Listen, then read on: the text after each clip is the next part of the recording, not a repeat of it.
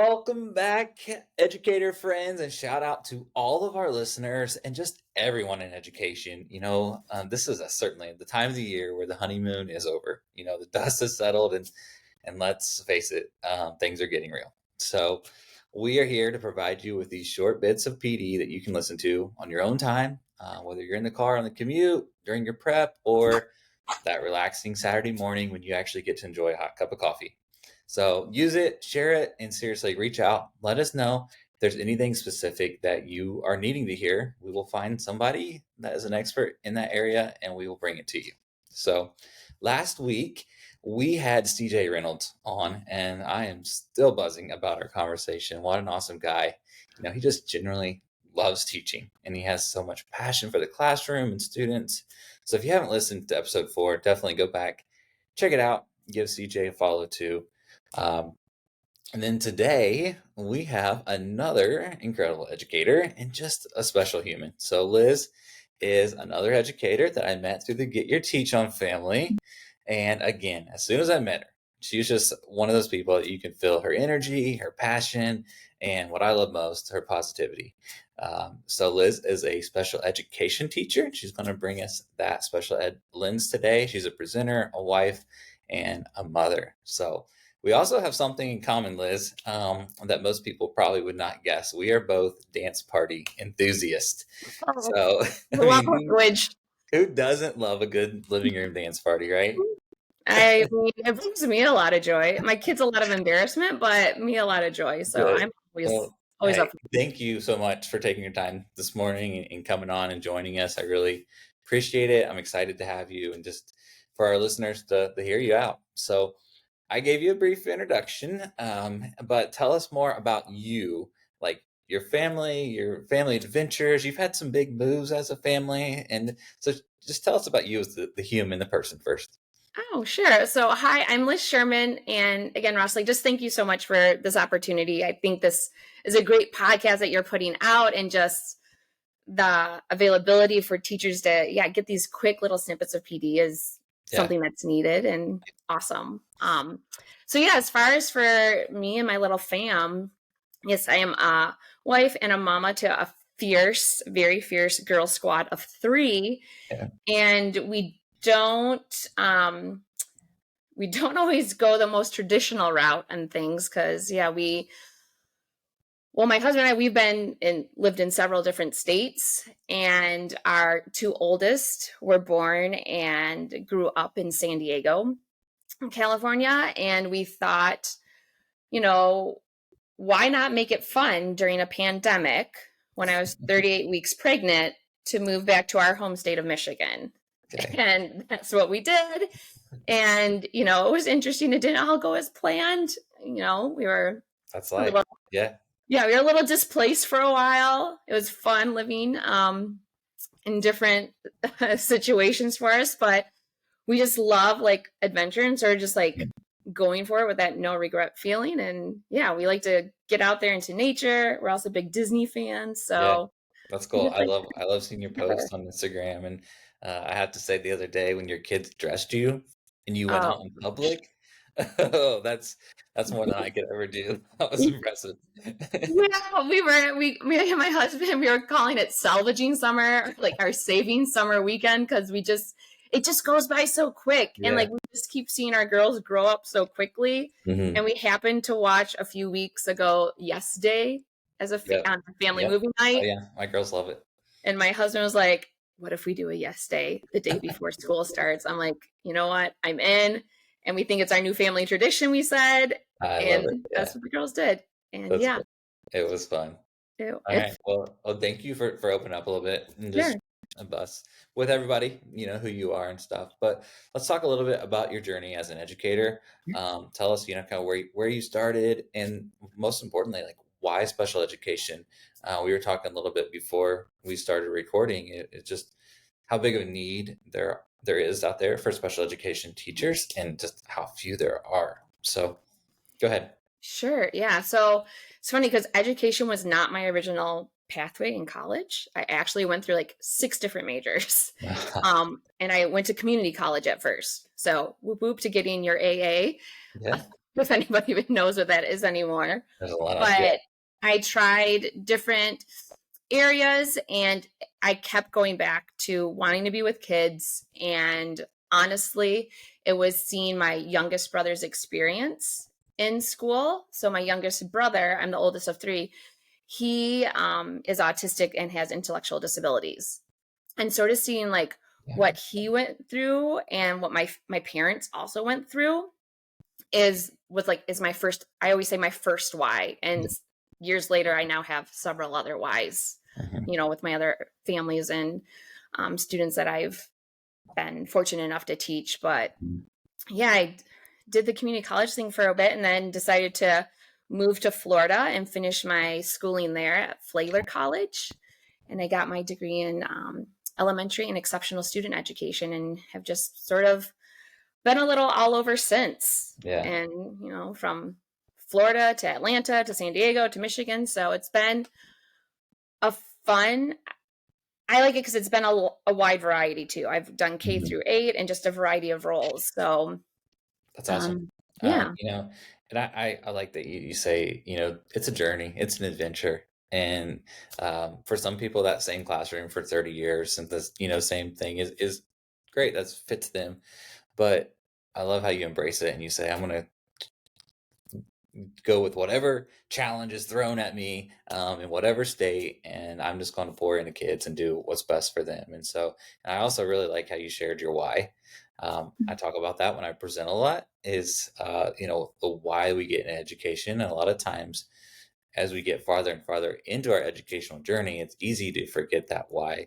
And so I think we always need that just kind of reminder of why do we do this? Why do we get into this? And are we still, following that? So, and then your role today, you made a little bit of a pivotal shift, which I really like in education. Tell just a little bit about that.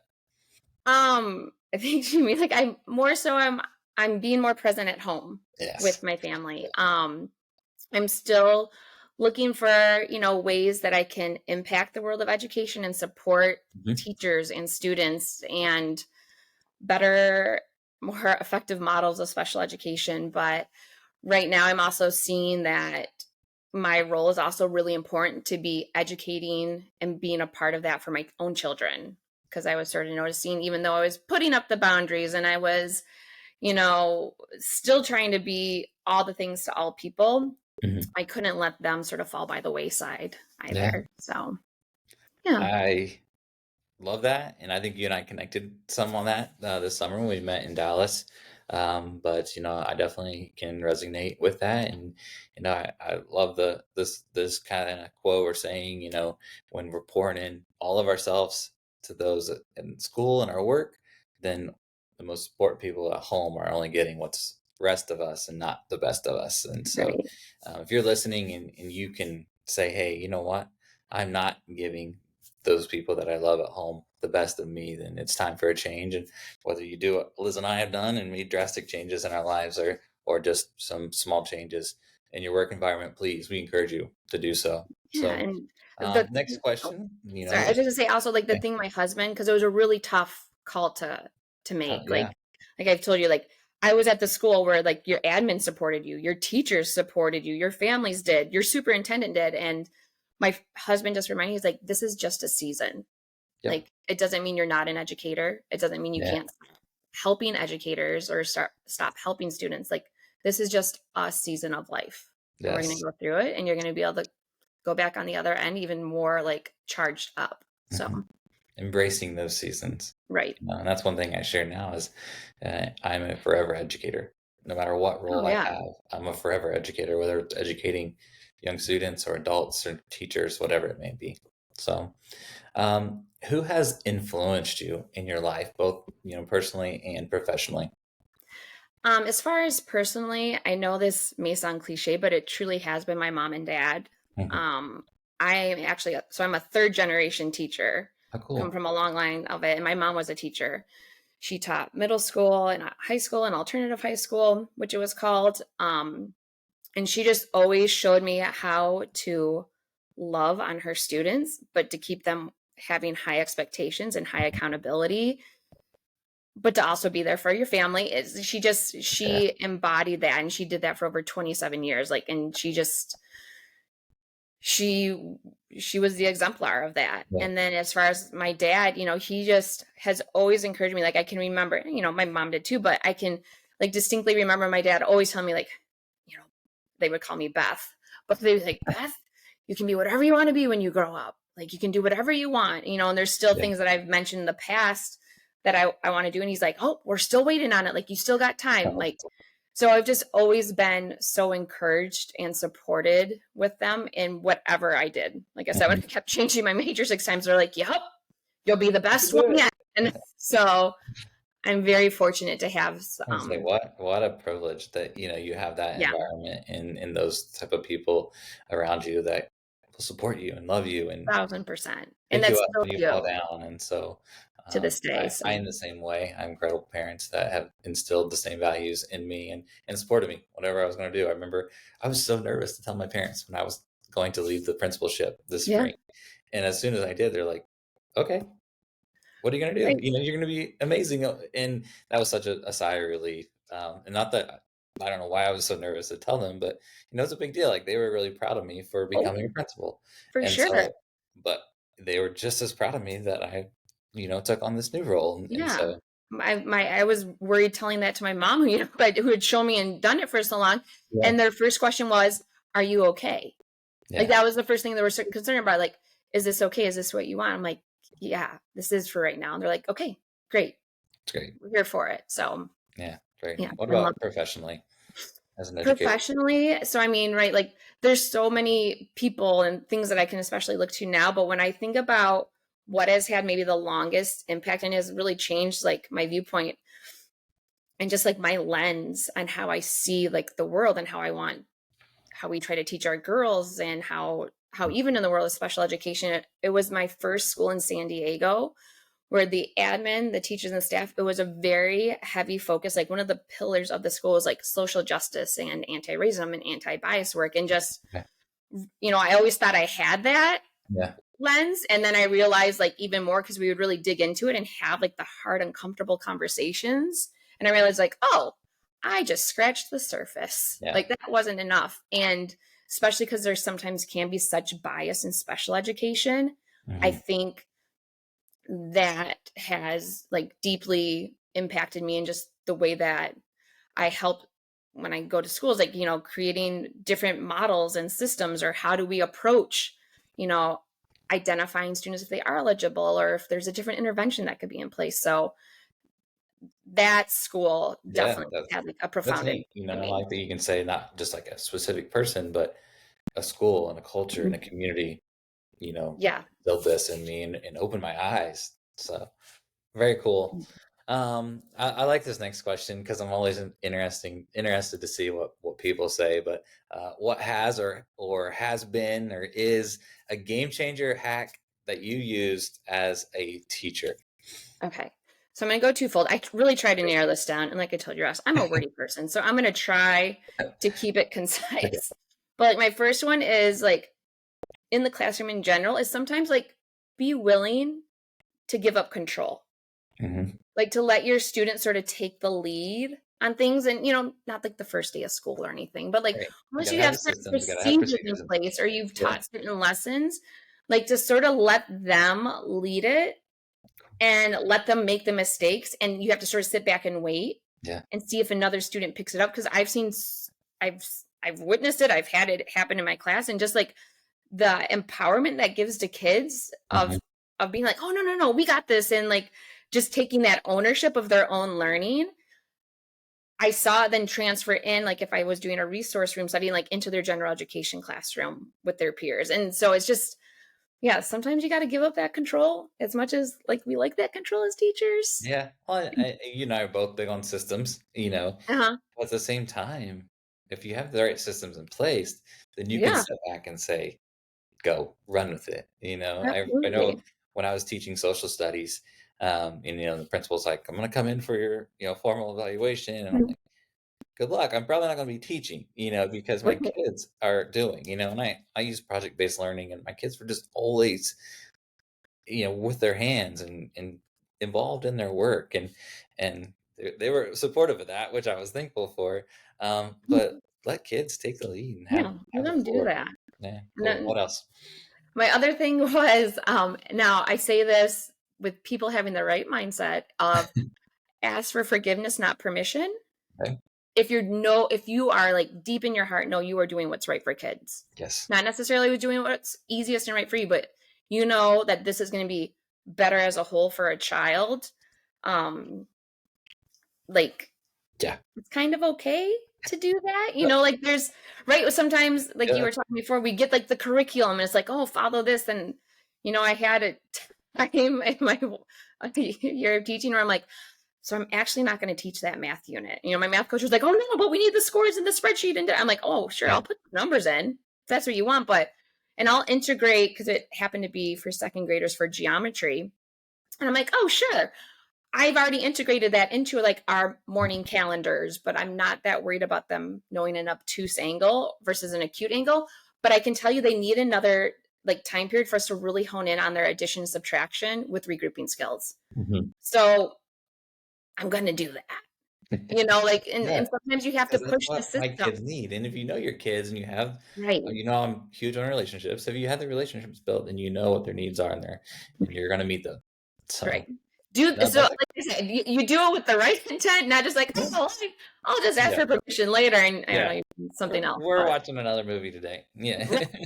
yes, that's not what I'm saying. It's more so when deep in your heart, like it's going to do something Yeah. betterment for that child. Like, yeah, and No, then you can no, open I explain get it, and later. I was the exact same way, and, I don't think my old superintendent listens, so I can say this, but I would do that as a principal too, you know? I'm like, I 1000% believe this is what's best for kids, and I can see what the result's gonna be. So, he's gonna be happy with the result, we're gonna wow him with the result, but Right. we're just gonna do it. And and so and at the end of the day, no matter what role you're in schools, if you're doing what's best for kids, then Yeah, that's you're what doing the right thing, matters. so I don't care what others think and what others view it as. If you're doing what's right for kids, Right. then go for it. So cool. Well, the next part here of the episode, I call it the open floor. And like I shared at the beginning, and you shared a lot about, you are a special education teacher and you have done a lot for special education at where you've been in the various schools, and now you have the opportunity to share on a bigger platform, and on a national level, and you're sharing next week with Indiana educators, and there's a huge need for that, and so you are where you're supposed to be. I want you to know that 1000%, and Thank this you. needs to be heard. You need to be heard across the country. So you've got 10 minutes or so to share. When I say, special ed, Liz Sherman, what do you want to share?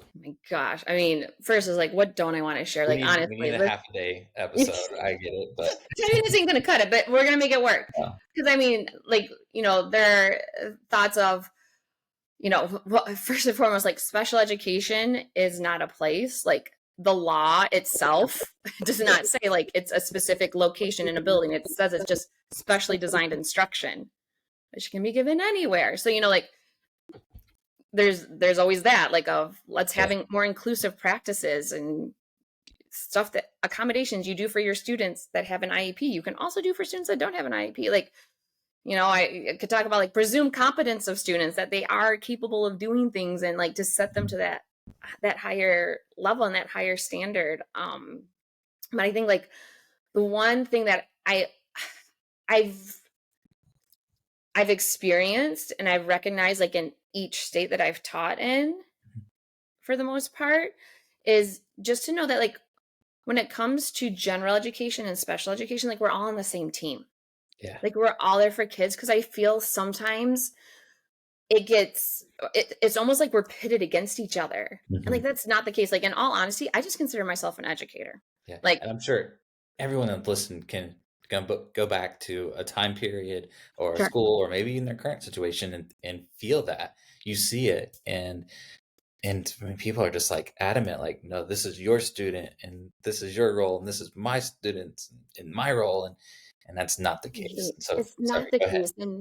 And I get it. Oh no, you can interrupt me all you want. But like I get it because sure, like there are some schools or systems that the models don't work well, right? Like Yeah. nothing is all perfect, but in general, like we are all educators. We're if we're all there truly for like the betterment of the child, like let's do it together. And whether it's because, the trainings haven't been in place, of how you all work together, if it's because there's budgets, like Mhm.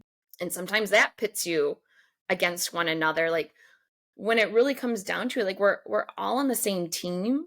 We're all working together. And I always say, like, as a special education teacher, I just always lovingly nudge my way into general education meetings. I'm Yeah. just like, hey, yeah, so what can I do? What are we doing? What are our standards this week? Like, I just would always like just sort of like push my way in. And honestly, for the most part, you would get teachers to be like, wow, nobody's ever done that before. Yeah. And not to say that other special education teachers weren't great and couldn't do that, but I think it's also just maybe they also didn't even know that they were meeting. I'm Mhm. just really nosy. So I Yeah. just like would Well, budge. and I think too, a lot of it has to do with your approach. You came in with Sure. a positive approach. How can I help you? How can I support you? I want to know more. But if you come in with a negative approach and say, "I heard you're doing this," or "What is this?" Then you're probably not going to be welcomed like you were. Sure. And I think it's also like being able to recognize that as educators, right, across the board, everybody has full plates.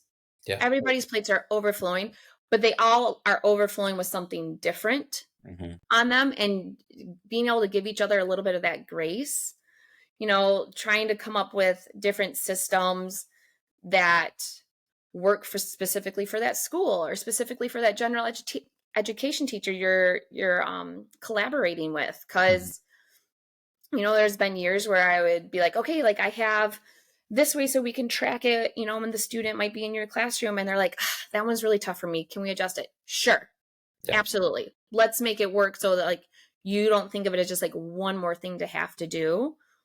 And just being able to really collaborate and talk in that manner and be open about it. And then me sometimes being like, hey, I have like 3 IEPs I need to write.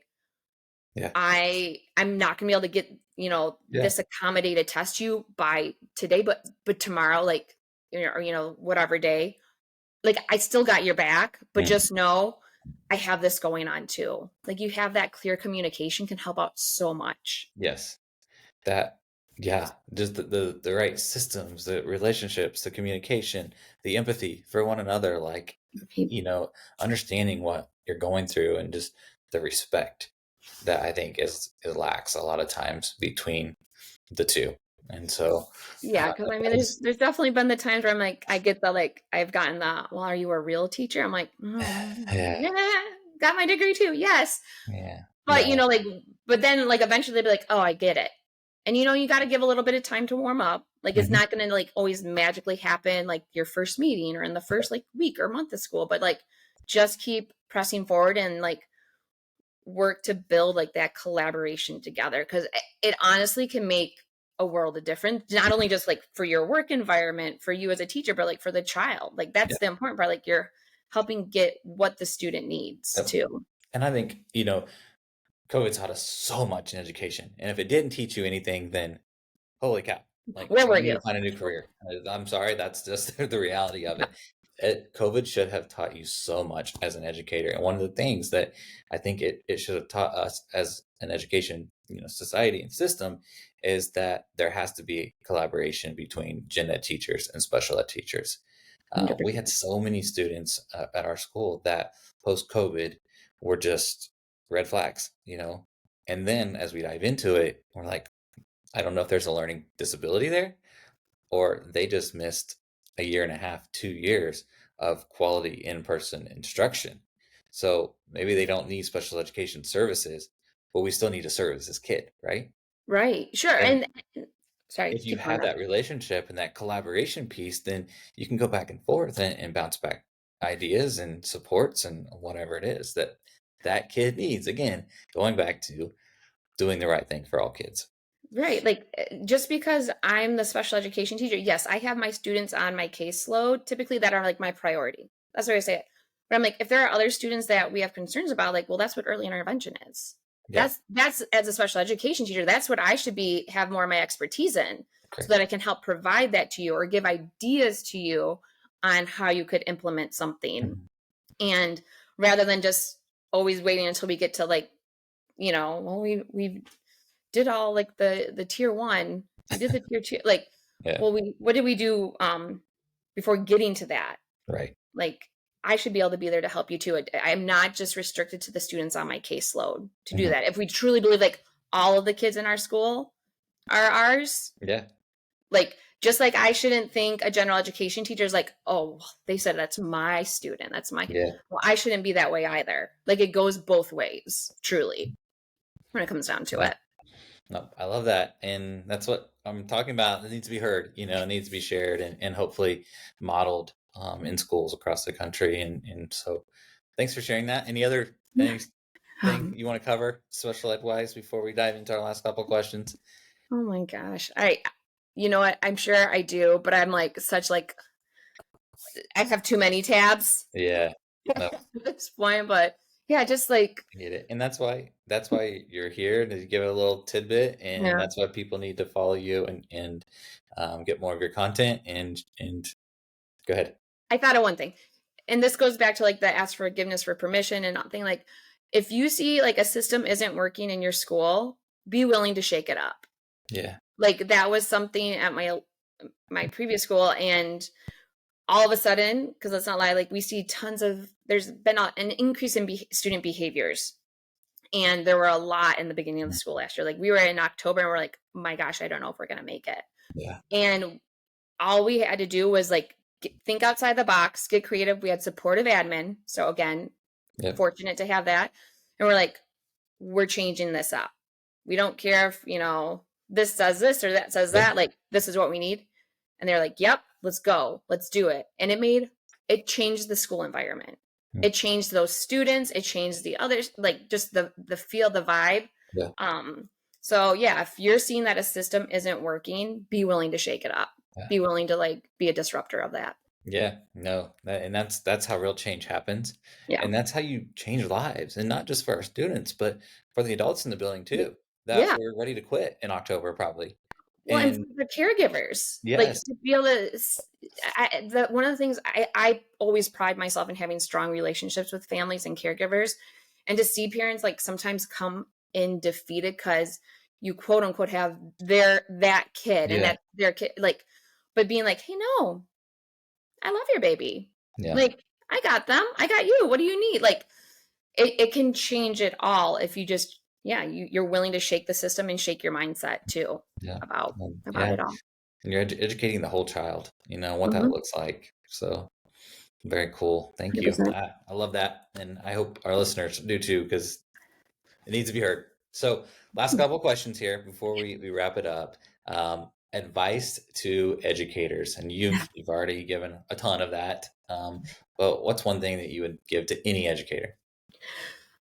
Mine is to learn how to advocate, Mm. because I think that's something, and not just yes, advocate for yourself as an educator of like, you know what, of setting boundaries with, staff or with families, like, you know what, after 4:30, like, sorry, I'll be sure to get back to your email or your phone call after the next day, like, but also advocating for your students, advocating for your general education teachers, advocating for your paraprofessionals, for your building, like, just learning how to advocate when, again, like I said, like, like something needs to shake or change in the system has been something powerful for me and something I had to learn over the years. I'm like, first year teaching, you're like, right, you're just surviving, and I'm Yeah, following the book. I'm yeah, following it as is, and even though I'm like, yeah, I don't know about this. I know. This doesn't You're feel trying to keep right. your head above water, and yes, Right. But then after that, I would start being like, well, I think this would be a better way to help. Or like, I would think this is a better system to use to teach X, Y, or Z. And it can make a difference, especially if you have like your research to back you up, or you have your results in your classroom to back you up. Like, just be willing to advocate. And again, like when you're advocating for your general education teachers, you're helping to build that trust and rapport too, of like, hey, they need extra help in their classroom with this, or like, I need to give them extra time. Like, you want us to do a co-teaching model. Well, when do we get to plan? Because we can't just throw it together. Like, just constantly being that voice of again, it's always going back to what's going to be best for your students and best for you. Like, yeah, learn how to Yeah. advocate for yourself, for Bring those everyone. ideas. As an Yeah, administrator, I would always tell our teachers, like, one, I was big on creating a green light culture, but the worst thing I can do is say no. Uh, right. Oh, for like, sure. most of the time, I'm going to say, "That's a great idea. I wish it was mine, but it's yours, and let's run with it. How can I support you?" And so, Right. so many times those need to be those things need to be heard, and that brilliance just needs to be shared and say, "Hey, why not?" And you know what? It might even flop. Yeah, But like, at least exactly. you tried it. You tried it. Yeah, Give it a yeah, whirl. that's good. What about for students? So you've had a lot of students over the years in different locations across the country. What advice do you give to your students? For students, it would be, I think, it's the thing I've told my girls since they've been going to school, and that's to be your kind of brave for Okay. that day. And it can look different. Your kind of brave for that day can mean that you, like you went and shared an answer when you were really scared that you were going to be getting it wrong, but you didn't want to say it in front of the whole class, but you still did it anyway. Or, Yeah. your kind of brave is sticking up for another student when you see somebody's being mean to them, or, or is leaving them out of something, and it doesn't feel right in you. Like, your kind of brave can mean that you were just loud and crazy and silly that day, and like that was you, like, like, or like for that activity. But yeah, just to be like, be brave, but be what your brave needs to be for Yeah. that day. Because it doesn't always have to be like the really big actionable things. It can also be small and quiet and internal Yeah, too. because for some, and I know you're the same way, but like we've had three kids as well. They're all three so different. And So what different. Yeah. our oldest, her brave is going to be that small type of, hey, I'm gonna play with this kid at recess because they don't have any to play with. Yeah. Where our middle child, her kind of brave is like, she's gonna change the world, and if Right. it's anything less, then she failed. Right. So that's the difference. So that is one I haven't heard. Thank you for sharing that. You're being your Yeah. own type of brave Adults need, I think, to hear it too for sometimes. sure. Like, just, yeah, be your kind of brave. It's going to be, Cool. and every day it's going to look different. So Yeah. don't hold your Yeah. expectation to it being the And like same you said thing. earlier, in every season of life is going to look Exactly. different. So very Exactly. cool. Yeah. Well, hey, you shared a lot of brilliance today, and I appreciate that. I really, really am excited to have you on here and just love everything that you shared today. So thank you again. Oh, well, and I, truly, thank you, Ross. Like, I was very humbled when you asked me to be on. I was like, oh, what, me? So just like, thank you for that, and just for an opportunity to share, and just to even have this outlet for educators, other yeah, educators to share. Because yeah, I've listened to the previous episodes, and there's just so much good yeah, that you're hearing, like, um, and just like, yeah, this snippet of time, and it can just like really yeah. help you Yeah, throughout your day. also, I want people to have a school life series binder, that they can just Yeah, put all this stuff into and go back and pull it out when they need it because they deserve it. And teachers deserve it. Educators, all absolutely. educators deserve it. So thanks again. And thanks obviously to School Life for sponsoring us and all they do for education. I'm passionate about getting kids into school. And right now, School Life has some pretty awesome attendance solutions that I'm loving sharing and working with schools with. So that is it. Not sure who we'll have on our next episode. I'm just going to leave it at that. It's going to be somebody just as great as Naomi and CJ and Liz. And I think we're going to tap into the administrative world on our next episode. So I'll just say that. So thanks again, Liz. Thanks to Yeah. all of our listeners, and be great today.